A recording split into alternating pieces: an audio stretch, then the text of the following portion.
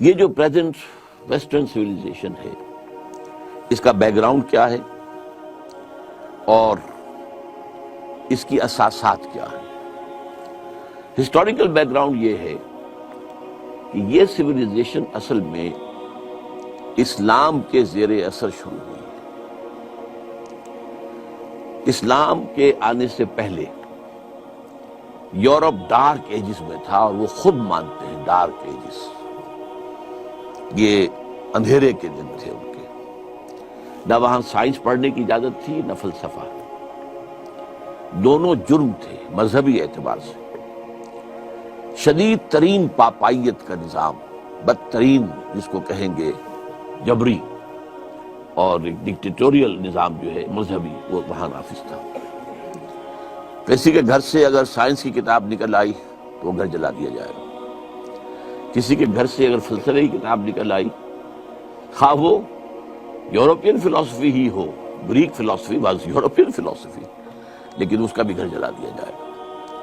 یہ حالات تھے۔ ان حالات میں اسلام داخل ہوا ہے یورپ میں، یہ 712 عیسوی 713 عیسوی میں، یعنی یوں سمجھیے کہ 8ویں صدی کے آغاز میں، 8ویں صدی جو عیسوی ہے اس کے آغاز میں، اور وہاں پر پھر اس کی ایک حکومت بہت بڑی قائم ہوئی۔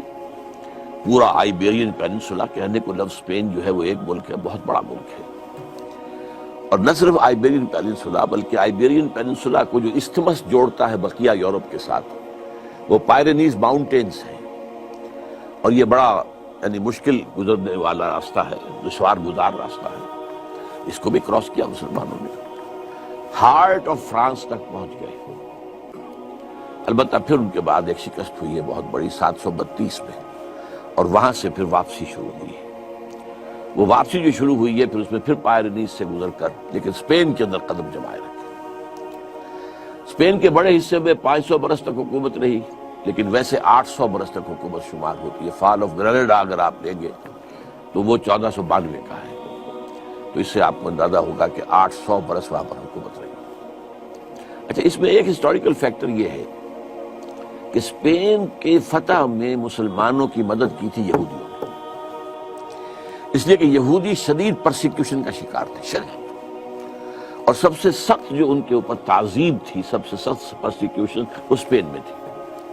اسپین جو ہے وہ بہت گہرا مذہبی ملک تھا، اور آج بھی وہ بہت گہرا مذہبی ملک ہے اور ہے رومن کیتھولک 100%۔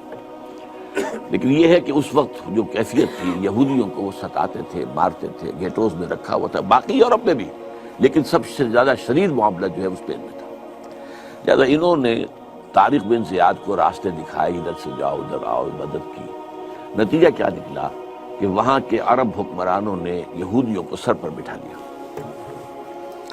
چنانچہ یہ وہ بات ہے کہ جو 1967 جو وار تھی، عرب اسرائیلی وار، اس میں جب یہودیوں کو اسرائیل کو فتح حاصل ہو گئی تو جشن منایا انہوں نے پیرس میں، اور بن گوریون نے وہاں پر تقریر کرتے ہوئے کہا تھا، Muslim Spain was the golden era of our diaspora۔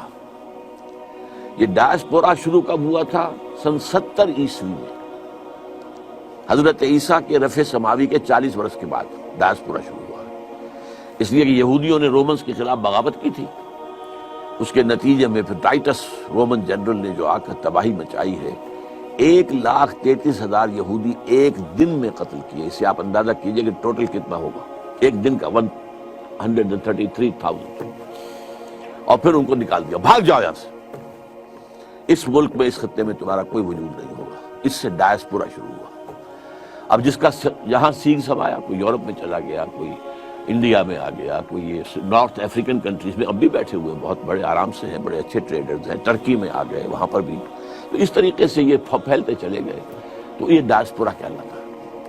تو گولڈن ایرا جو ہے وہ ڈائسپورا کا ان کے لیے وہ اسپین ہے۔ اب جو کلچر اور جو تہذیب زبردست ہسپانیہ کے اندر ڈیولپ ہوئی، اور علمی طور پر بڑی بڑی یونیورسٹیز، کارڈووا کی یونیورسٹی، قرطبہ کی، گرناڈا کی، غرناطہ کی یونیورسٹی، تولیڈو، یہ یونیورسٹی تولیتلا جس کو کہتے ہیں، یہاں پر یورپ سے بھی نوجوان آتے تھے پڑھنے کے لیے، اور جو قریب ترین ملک ہیں 3 ہیں، پہلے فرانس ہے، پھر جرمنی، اور نیچے جو ہے ٹانگ نیچے نکل جاتی ہے اٹلی کی۔ یہ تینوں ملک جو ہیں ہسپانیہ سے قریب ترین ہیں۔ وہاں کا نوجوان آتا تھا اور اسلام نے جو تہذیب دی تھی اس کی بنیادیں کیا تھی؟ توہمات سے نکل آؤ، اپنا موقف قائم کرو علم پر، وَلَا تَقْفُ مَا لَيْسَ لَكَ بِهِ عِلْمٌ إِنَّ السَّمْعَ وَالْبَصَرَ وَالْفُؤَادَ كُلُّ أُولَٰئِكَ كَانَ عَنْهُ مسؤولا۔ ہم نے تمہیں آنکھیں دی ہیں، سماعت دی ہے، بصارت دی ہے، دماغ دیا ہے، کمپیوٹر دیا ہوا ہے اس دماغ کے اندر، اس سے کام لو۔ صرف توہمات کے اوپر کوئی عقائد قائم کر لینا اور اپنے موقف بنا لینا جائز نہیں ہے۔ اور اس کو علامہ اقبال نے مانا ہے کہ یہ inner core of the present western civilisation یہ ہے، اینڈ دس از قرآنک۔ ان کی جو مشہور کتاب ہے، لیکچرز جو ہیں 6-7 مل کے ہیں، وہ the reconstruction of religious thought in Islam, اس کے پریفیس میں وہ لکھتے ہیں the inner core of the present western civilization is Islamic.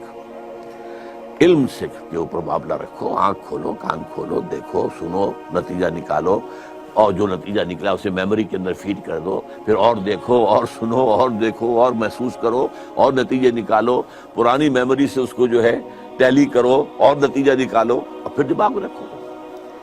یہ تھا جو انر کور تھا عرب سویلائزیشن کا، اور اس میں فریڈم آف ریلیجن، مذہب کی پوری آزادی، برابر، کوئی تشدد کسی پر نہیں، کوئی پرسیکیوشن نہیں، کسی کے اوپر جبر نہیں۔ پھر وہاں پر مساوات، تمام مسلمان بالکل مساوی، ایک کندھے سے کندھا لگا کر۔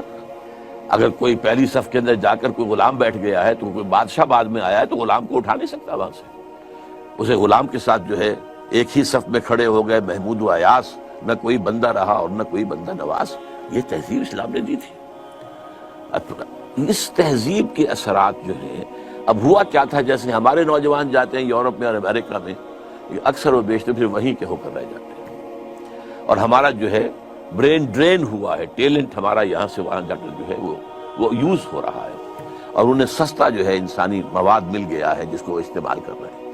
لیکن یہ لوگ آتے تھے، پڑھتے تھے، واپس جاتے تھے۔ اچھا، ان لوگوں کے اندر یہودیوں نے بیٹھ کر عیسائیت سے اپنا انتقام لینے کے لیے جو اسلام کے اصول تھے ان کو مزید ایکسٹینڈ کر کے، مثلا فریڈم، اب ایک فریڈم تو کیا ہے، اسلام کا تصور یہ ہے کہ تم سب فری ہو، اللہ کے بندے ہو، you are all slaves but not to any human being but to Allah. تو آزادی ایک محدود آزادی ہے، آپ کو قرآن و سنت کے دائرے میں رہ کر آزادی حاصل ہوگی، اس سے زیادہ نہیں۔ انہوں نے مادر پدر آزادی کا تصور، لبرلزم کے انجیکشن لگا ہے آزادی۔ اسی طریقے سے عورت اور مرد کے درمیان مساوات، ان کے حقوق، ان کا ایک بیلنس اسلام نے دیا تھا۔ انہوں نے اس کو بھی، مساوات کو بھی، عورت اور مرد کی بالکل کامل مساوات قرار دے کر اور خاندانی نظام کو تباہ کرنے کا بندوبست کیا۔ اس طرح سے انہوں نے یہ سویلائزیشن جو ہے رفتہ رفتہ وہاں پھیلی۔ دین کی بات پھیلانا صدقہ جاریہ ہے، ثواب کی نیت سے ویڈیو کو شیئر ضرور کیجیے۔ جزاک اللہ۔